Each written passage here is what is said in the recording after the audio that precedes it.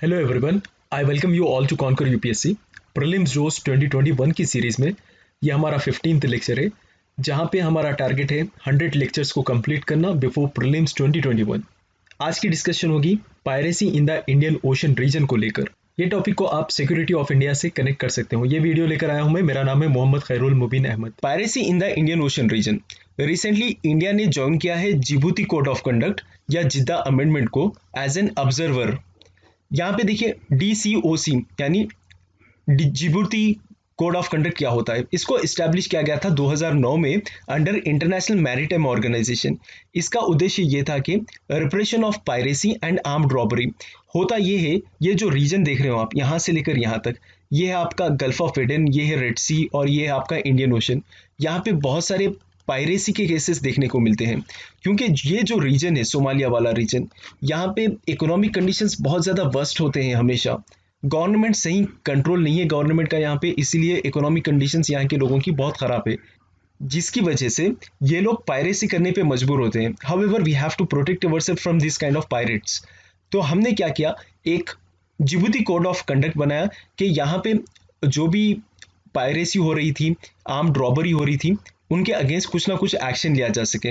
ये हो रहा था against ships in the western Indian Ocean and Gulf of Aden and Red Sea, जो कि मैं अभी बताया है आपको। जिद्दा अमेंडमेंट बहुत ज़्यादा सिग्निफिकेंस रखता है यहाँ पे। ये जिबूती कोड को और भी ज़्यादा ब्रॉडेंड किया है और इसको हाई लेवल मीटिंग के दौरान जिद्दा में जो हुई थी, जिद्दा मैं बता दूं आपको सऊदी अरबिया का एक शहर है, इसको हम जिद्दा कह रहे हैं।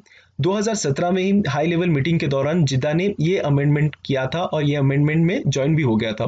मतलब जिबूती कोड ऑफ कंडक्ट में जिद्दा ने ज्वाइन किया था। Again it is the fact that Jeddah is the city of Saudi Arabia. Jeddah का कैपिटल रियाद है। ये कवर करेगा मेजर्स सच एज कि किस तरह से हम सप्रेस कर सकें रेंज ऑफ इलिसिट एक्टिविटी यानी इलीगल एक्टिविटीज़ को। ये इलीगल एक्टिविटीज़ जैसा कि piracy, arms trafficking, trafficking in narcotics, illegal trade in wild life, illegal oil bunkering, crude oil theft, human trafficking, human smuggling and illegal dumping of toxic waste. ये सारे criminal activities को, illegal activities को suppress करने के लिए ये measures लिए गए हैं। ये ग्रुप में 18 मेंबर स्टेट्स होंगे जो कि रेड सी के एडजॉइनिंग नेशंस होंगे, ये गल्फ ऑफ एडन के या फिर ईस्ट कोस्ट ऑफ अफ्रीका के या फिर आइलैंड कंट्रीज़ के जो इंडियन ओशन रीजन में नेटिव है। एज एन ऑब्जर्वर इंडिया का काम ये होगा कि इंडिया इनके साथ मिलकर काम करेगा और कोऑर्डिनेट करेगा, कंट्रीब्यूट करेगा सच दैट हमारी भी मैरीटाइम सिक्योरिटी बहुत ज़्यादा बढ़ जाए इंडियन ओशन रीजन में। अब देखिए पायरेसी क्या होती है और इसके एसोसिएटेड थ्रेट्स क्या है और इसका स्टेटस क्या है इंडियन ओशन रीजन में। मैं बता दूं आपको, article 101 of the united nations convention on the laws of the sea, इसको आपने पढ़ा होगा ज्योग्राफी में, यूएन क्लॉज।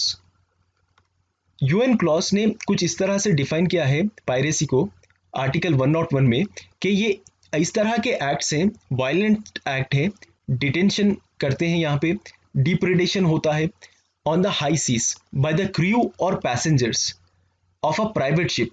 प्राइवेट शिप के क्रू या पैसेंजर्स क्या करते हैं, कोई भी शिप यहाँ से गुजर रही है, एयरक्राफ्ट यहाँ से गुजर रहा है तो इसको रुका लेते हैं, यहाँ पे इनको डिटेन कर लिया जाता है या इनके ऊपर वायलेंस बिहेव, और क्या करते हैं जो भी इनके आसपास की प्रॉपर्टी जो है और जो भी इनके पास पैसा है, जो भी ऑयल टैंकर्स वगैरह जो भी है, इसके ऊपर कब्जा करके उनको भगा देते हैं। अदरवाइज ऐसे भी बहुत सारी चीज़ें हैं जहाँ पे ये लोग ये ऑफिसर्स को मार भी देते हैं। ठीक है, तो 101 ये कह रहा है, any act of violence, detention और depredation committed on the high sea by the crew और passengers of a private ship और aircraft against another ship, aircraft, persons or property in a place outside the jurisdiction of any states for private ends, ये piracy कहलाती है। जैसा कि मैंने कहा, ये पॉलिटिकल इंस्टेबिलिटी की वजह से, lack of law enforcement and poverty on land, इसकी वजह से ये सारी के सारी चीज़ें इन्फ्लुएंस होते हैं। हाईजैकिंग ऑफ शिप्स होती हैं, किडनैपिंग होती है, रैंसम में पैसा मांगा जाता है और ये सारी चीज़ें जो भी होती हैं इन्हें हम पायरेसी कह रहे हैं। Due to poor conditions of the people of the natives of Indian Ocean region, ये कह सकता हूँ मैं। और इसकी वजह से क्या हो रहा है, अफ्रीका की जो की मैरीटाइम रूट्स है वो बहुत ज़्यादा इफेक्ट हुई है। 90% अफ्रीका के इंपोर्ट्स और एक्सपोर्ट्स जो हैं वो सी के द्वारा की जाती है। इसी वजह से बहुत ज़्यादा नुकसान अफ्रीका के देश को ही पहुंचा है।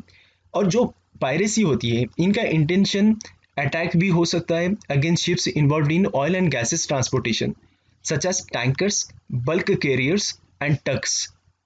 Apart from that, commercial ships from smaller countries and fishing vessels have also been targeted by the pirates. ये तो इनको भी नहीं छोड़ते हैं जो स्मॉल कंट्रीज से ताल्लुक़ रखते हैं और फिशिंग वेजल से, यानी फिशेस को जो लेकर जाते हैं, इनको भी नहीं छोड़ते हैं, इनको भी अपना शिकार करते हैं. For example, coast line of Nigeria ने बहुत ज़्यादा अटैक्स देखे हैं 2018 में. This is partly because of petropiracy. यहाँ पे होता ये था, ये टैंकर्स को टारगेट किए जाते हैं जो नाइजीरिया से निकलते हैं, क्योंकि नाइजीरिया ऑयल और गैस के लिए बहुत ज़्यादा रिच कंट्री माना जाता है. तो इससे लड़ने के लिए नाइजीरिया ने क्या किया, थोड़ी लर्निंग भी दी गई है यहाँ पे. लर्निंग फ्रॉम पुंटलैंड स्टेट, ये सोमालिया का स्टेट है. पुंटलैंड ने सक्सेसफुली लड़ा है पायरेसी से. 2008 से लड़ना स्टार्ट किया है ये. अब ये लड़ेंगे कैसा कि ज़्यादा से ज़्यादा मैरीटाइम पुलिस पेट्रोल करेंगी यहाँ पे, और पायरेसी को काउंटर करने के लिए क्या क्या मेजर्स लिया जाएगा. पेट्रोलिंग होगी यहाँ पे, स्पाइस भेजे जाएंगे कि पायरेट्स को देखें करें. तो ये सारे फैक्टर्स यूज़ करके, इस्तेमाल करके हमने, यानी पुंटलैंड स्टेट ऑफ सोमालिया ने इस पे कब्जा पा लिया है, और यहाँ पे पायरेसी के केसेस अब ज़्यादा देखने को नहीं मिलते हैं.